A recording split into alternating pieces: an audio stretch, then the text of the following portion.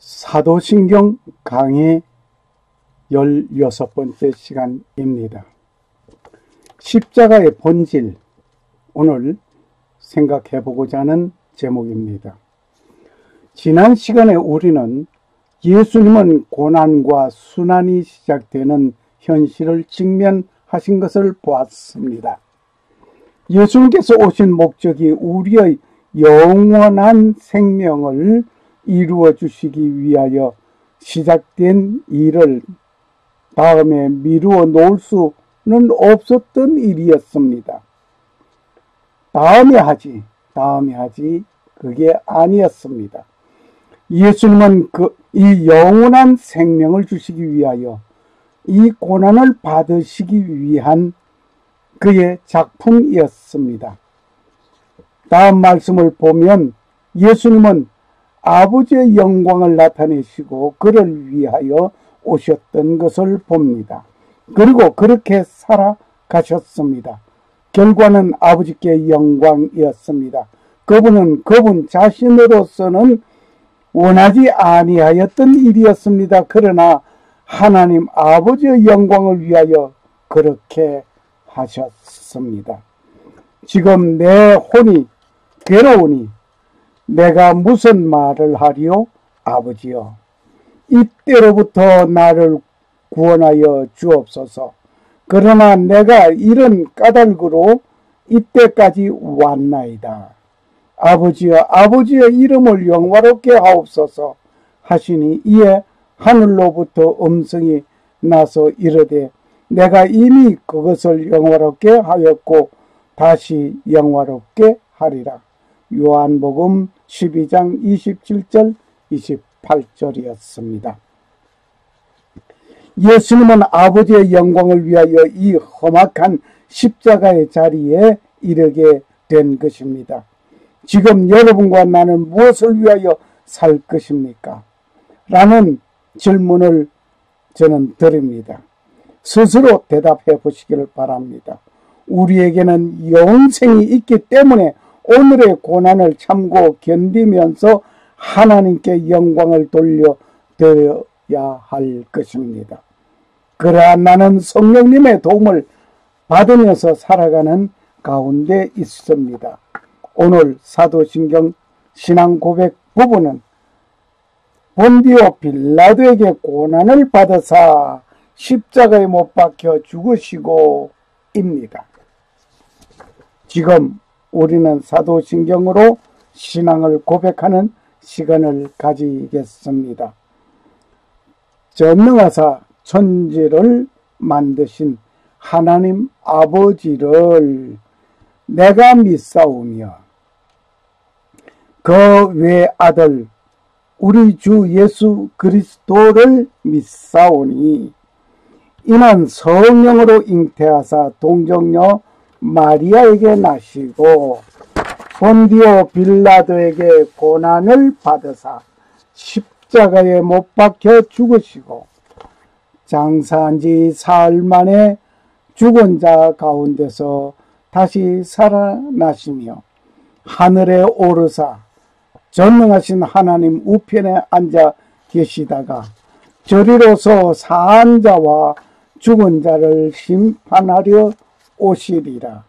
성령을 믿사오며 거룩한 공예와 성도가 서로 교통하는 것과 죄를 사하여 주시는 것과 몸이 다시 사는 것과 영원히 사는 것을 믿사옵나이다. 아멘. 먼저 본문을 읽겠습니다.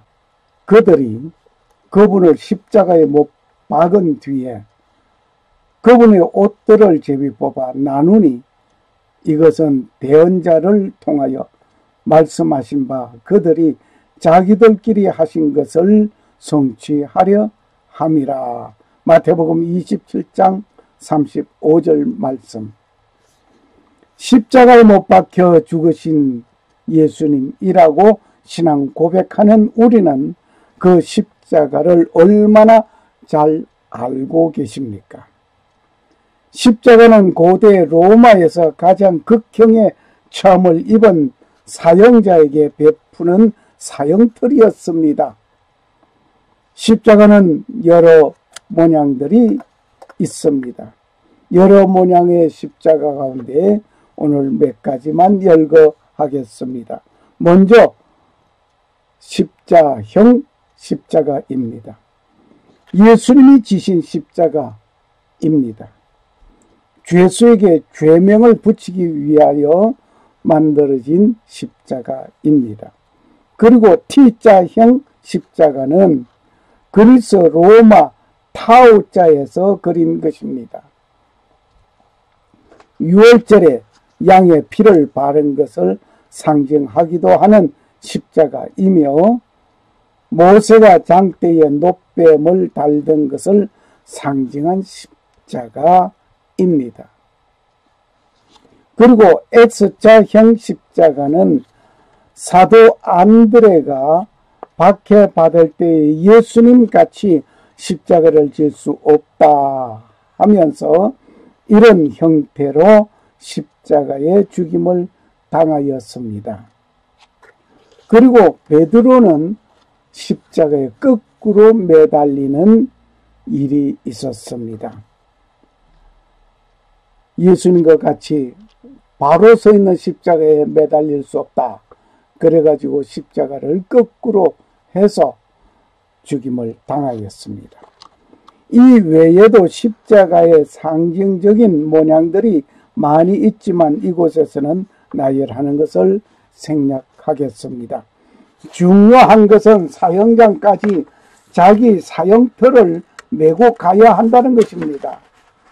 내가 십자가에 죽임을 당하는데 그 사형틀을 내가 사형장까지 메고 가야 하는 것입니다. 정말 끔찍합니다. 그리스도께서 우리를 위하여 저주가 되사 율법의 저주에서 우리를 구속하셨으니 기록된 바 나무에 달리는 모든 자는 저주를 받았느니라.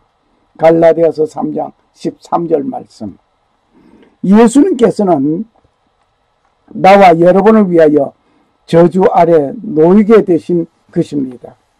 이 일을 위하여 그분은 이 땅에 오셨습니다. 그러나 나는 우리 주 예수 그리스도의 십자가 외에 결코 어떤 것도 자랑할 수 없나니 그분으로 말미암아 세상이 나에 대하여 십자가에 못 박혀 있고 나 또한 세상에 대하여 그러하니라. 갈라디아서 6장 14절 말씀. 오늘 우리는 내가 구원받고 예수 믿고 천국 이른다 하는 어떤 것도 이 세상에서 자랑할 수 없다 말입니다. 왜냐하면 예수님께서 이루어 주신 것이기에 그렇습니다. 십자가 이외에는 자랑할 것이 없다 말입니다. 왜? 예수님께서 십자가로 인해서 나에게 구속해 주시고 영원히 죽을 수밖에 없는 나를 영원히 하나님과 별개의 삶을 살아간 나를 하나님과 화목게 하는 자리를 이 십자가로 이루어 주셨기 때문입니다. 십자가는 율법을 완성시켰습니다. 십자가는 율법을 완성시켜 주셨던 이 놀라운 사실. 율법으로서는 구원함을 얻을 수 없습니다. 율법은 죄를 알게 하고 이것이 죄라 하는 것을 알게 해주는 것 뿐이었습니다. 마태복음 5장 17절 말씀을 상고해 봅니다. 내가 율법이나 대언자들의 글을 폐하려 온 줄로 생각하지 말라. 나는 폐하려 오지 아니하고 성취하려 왔노라. 예수님께서 말씀하셨습니다. 예수님께서 오셔서 율법이나 대언자들을 구약을 폐지시키기 위해서 온 줄로 생각하지 말라. 폐하려 온 것이 아니라 성취시키러 왔노라고 하셨습니다. 로마서 13장 10절. 사랑은 자기 이웃에게 해를 끼치지 아니하나니 그러므로 사랑은 율법의 완성이니라. 예. 율법의 완성을 예수님께서 내 이웃을 내 몸과 같이 사랑하라고 하신 주님의 말씀 있습니다. 이웃을 이렇게 사랑하는 것은 율법을 완성시키는 일이라고 말씀하셨습니다. 예수님께서 오신 목적은 율법을 폐하여 없애기 위하여 오신 것이 아니라 오히려 율법을 완성시키기 위하여 오신 것이었습니다. 이 시간 십자가를 그려보겠습니다. 먼저 십자가를 그릴 때에 위에서 아래로 한 줄 그리게 됩니다. 위에서 아래로 한 줄 쫙 이렇게 그려 놓습니다. 이것은 하나님의 사랑은 사람에게 내려진 종적인 관계를 상상해 볼 수 있습니다. 그리고 10계명 제1계명에서 4계명까지는 하나님과 사람과의 관계를 말하고 있습니다. 종적은 하나님과 사람, 이 종적인 관계를 말하고 있습니다. 먼저 십자가를 그릴 때 종적인 관계를 먼저 그리게 되죠. 하나님의 아들이 인간을 구원하기 위하여 이 땅에 내려오셨다 이 말입니다. 하나님께서 인간에게 오셨다 이겁니다. 그리고 십자가는 그릴 때 왼쪽에서 오른쪽으로 선을 그리게 됩니다. 사람과 사람 사이를 잇는 것입니다. 이웃과 이웃을 잇는 것입니다. 인륜 곧 횡적인 관계를 말하고 있습니다. 10계명에는 제5계명에서 10계명까지 인륜에 관한 것이었습니다. 내 부모를 공경하라 해서부터 시작하여 이루어지는 모든 것을 5계명에서 10번째까지는 사람이 지켜야 해야 할 사람과 사람 사이에 이루어져야 할 계명들이었습니다. 인류는 평등합니다. 수평을 말하고 있죠. 평등합니다. 이웃과 이웃은 수평을 이루듯이 평등하여야 합니다. 그리고 사람은 위로 하나님을 바라보면서 살아야 한단 말입니다. 우리가 팔을 쭉 펴보면 이웃과 왼손과 오른손이 같이 붙들고 있지 않고 떨어져 버립니다. 이웃과 이웃을 내가 연결할 수 있는, 서로 잡아줄 수 있는 나의 팔이 되었으면 합니다. 그리고 십자가를 그리게 됩니다. 십자가를 그리게 되는데 가로줄과 세로줄을 합한 모습입니다. 하나님은 인간에게 오셨습니다. 인간은 하나님을 소망하면서 믿고 살아가게 됩니다. 이웃과 함께 나누는 하나님의 사람의 공동체를 이루어야 합니다. 누가? 내가 그렇게 해야 됩니다. 나의 팔을 쫙 뻗었을 때 이웃과 이웃을 내가 접하고 또 고개를 들면 위로 하나님을 보고 고개를 숙이게 되면 아래 나보다 못하고 나약한 사람들을 보면서 살아가야 할 것입니다. 천하디 천한 자리에 이르렀다고 하는 그들에게까지 나의 삶이 연결되어지는 내가 되어야 할 것입니다. 그리고 십자가는 더하기입니다. 십자가는 더하기인데 더하기는 이것과 저것을 합하여 놓게 되는 것입니다. 예수님은 십자가로 인하여 하나님과 인간이 나누어진 상태의 것을 하나로 합하여 화목제물이 되신 것입니다. 이와 같이 나는 이웃과 이웃을 합하여 놓고 하나님과 내가 또 이웃을 모두 하나에 되게 합하여 놓는 예수 그리스도와 같은 우리의 삶이 되어져야 할 것입니다. 내가 거룩하니 너희도 거룩하라고 말씀하신 예수님을 우리는 본받아야 할 것 같습니다. 십자가는 공의와 사랑을 완성시켰습니다. 십자가는 공의와 사랑을 완성시켰습니다. 십자가는 공의와 사랑의 양면이 있습니다. 공의의 하나님, 이 공의하는 이사야서 30장 18절에서 봅니다. 그러므로 주께서 기다리시리니 이것은 그분께서 너희에게 은혜를 베풀려 하심이라. 그러므로 그분께서 높여지시리니 이것은 그분께서 너희에게 긍휼을 베풀려 하심이라. 주는 공의의 하나님이시니 그분을 기다리는 모든 자들은 복이 있도다. 아멘. 오늘 공의의 하나님을 기다리는 자는 복이 있다고 했습니다. 여러분이 공의의 하나님을 기다려 복을 받는 여러분이 되기를 바랍니다. 그리고 그 하나님은 공의의 하나님뿐만 아니라 사랑의 하나님이십니다. 요한 1서 4장 16절. 우리를 향한 하나님이 가지고 계신 사랑을 우리가 알았고 또 믿었나니 하나님은 사랑이시므로 사랑 안에 거하는 자는 하나님 안에 거하고 하나님도 그 안에 거하느니라. 아멘. 하나님은 창조하신 뒤에 모든 질서를 공의와 사랑으로 행하십니다. 하나님은 공의의 하나님이시면서 사랑을 겸하였습니다.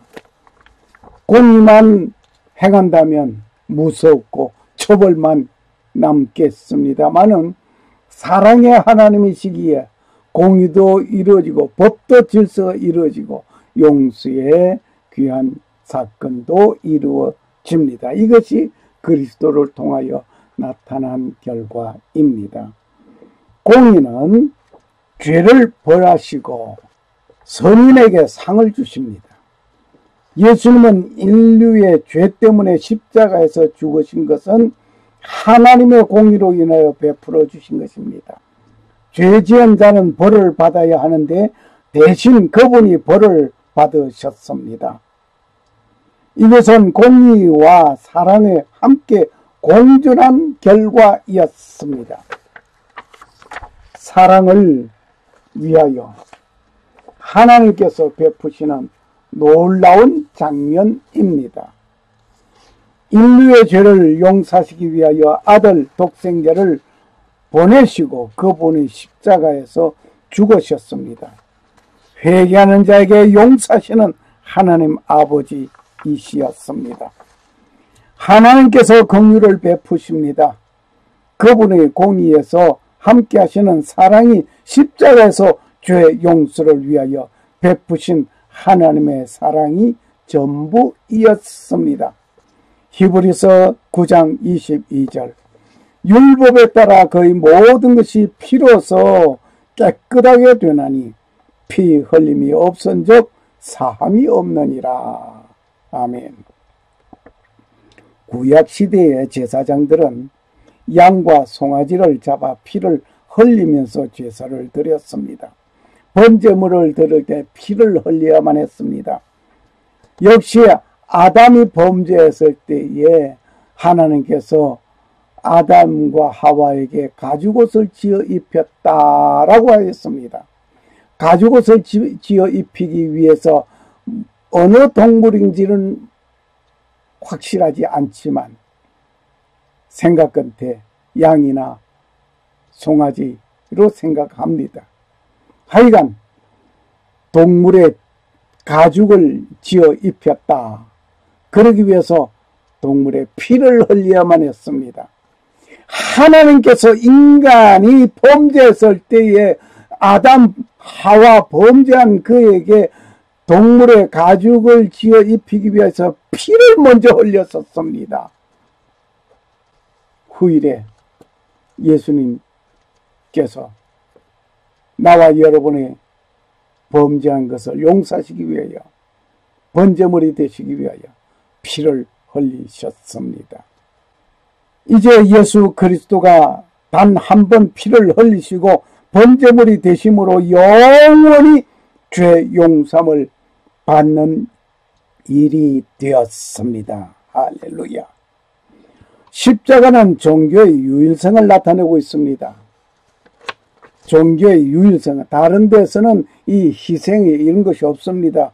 다른 사람 안에서 구원이 없나니 하늘 아래에서 우리를 구원할 다른 이들을 사람들 가운데 주지 아니하였느니라 하였더라고 했습니다.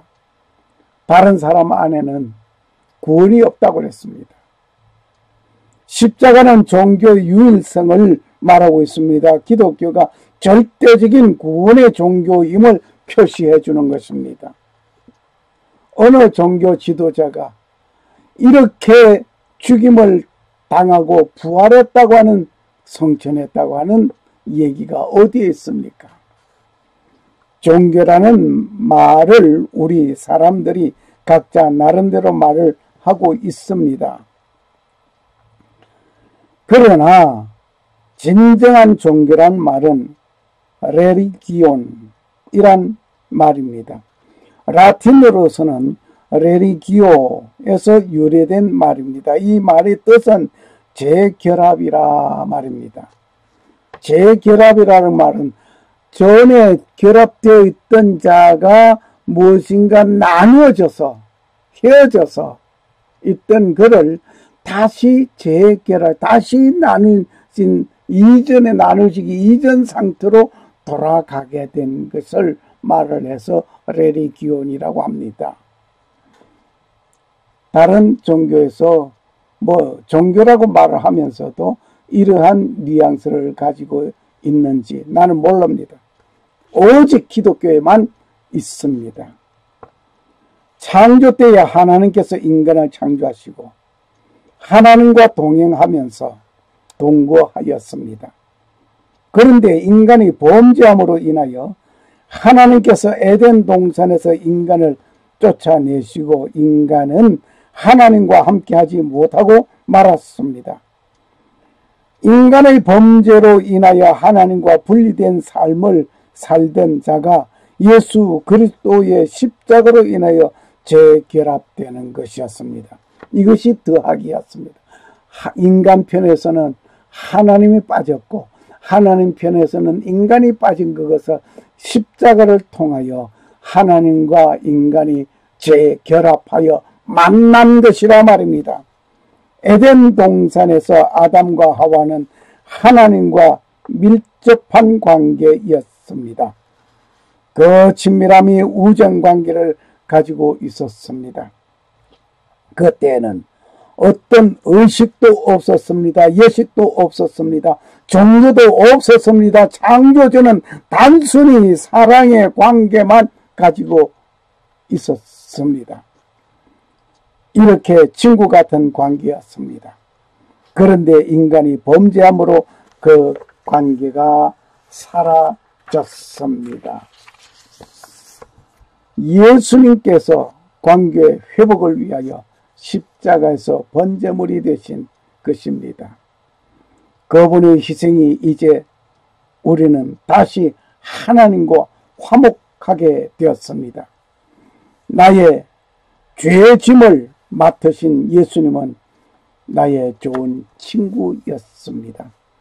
죄짐 맡은 우리 구주 어찌 좋은 친구인지 걱정 근심 무거운 짐 우리 주께 맡기세. 주께 고함 없는 고로 복을 얻지 못하네. 사람들이 어찌하여 아랠 줄을 모를까. 시험 걱정 모든 괴로움 없는 사람 누군가 부질없이 낙심 말고 기도드려 아뢰세. 이런 진실한 친구 찾아볼 수 있을까? 우리 약함 아시오니 어찌 아니 아랠까. 근심 걱정 무거운 짐 아니 진자 누군가. 피난처는 우리 주 예수 주께 기도드리세. 세상 친구 멸시하고 너를 조롱하여도 예수 품에 안기어 참된 위로 받겠네. 아멘. 이제 우리는 친구 대신 예수님과 함께하는 삶이 즐겁습니다. 친구에게는 비밀이 없습니다. 친구 대신 예수님께 내 모든 것을 다 아뢰어 얘기합시다. 찬양을 색소폰 연주로 함께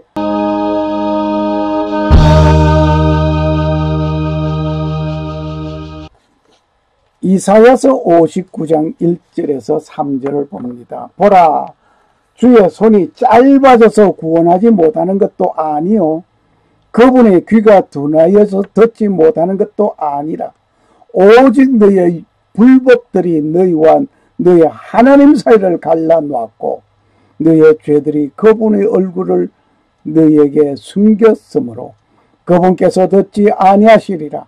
이는 너의 손이 피로 내 손가락이 불법으로 더러워졌기 때문이며 너의 입술이 거짓을 말하고 너의 혀가 사악한 것을 말하였기 때문이라고 하였습니다. 하나님과 인간이 재결합하게 되는 것은 예수 그리스도가 십자가로 이루어졌습니다. 레리기온 재결합하여 하나님과 하나 되게 하였습니다. 십자가는 더하기입니다. 국론 통일도 십자가로 이루어야 합니다. 가정이 하나 되는 것도 십자가로 이루어야 합니다. 원수가 화해하여 하나 되는 것도 십자가로 이루어져야 합니다. 교회가 하나 되는 것도 십자가로 이루어야 합니다. 세계가 하나 되는 것도 십자가로 이루어야 합니다. 또 다른 사람 안에는 구원이 없나니 하늘 아래서 우리를 구원할 다른 일을 사람들 가운데 주지 아니하셨느니라 하였다. 듣는 자도 오라 할 것이요 목마른 자도 올 것이요 또 원하는 자는 값없이 생명수를 받으라. 요한계시록 22장 17절 말씀. 샬롬. 감사합니다.